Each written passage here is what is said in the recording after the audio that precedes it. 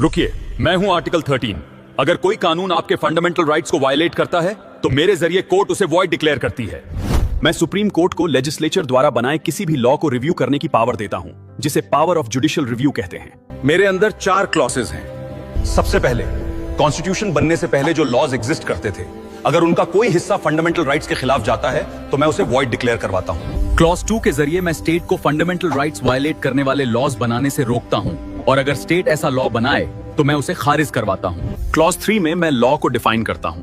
Law includes ordinance, order, bylaws, rules, regulations, notifications, customs and usage having the force of law.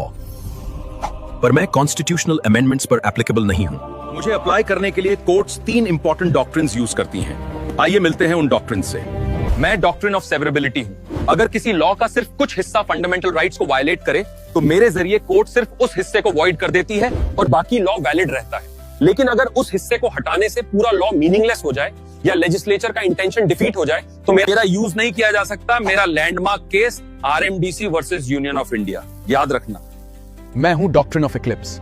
अगर कोई law fundamental rights को violate करे तो वो completely खत्म नहीं होता, वो बस उस राइट की शैडो में आ जाता है। अगर फ्यूचर में वो फंडामेंटल राइट अमेंड हो जाए जिससे उस राइट और लॉ के बीच कॉन्फ्लिक्ट खत्म हो जाए तो वो लॉ फिर से रिवाइव हो सकता है।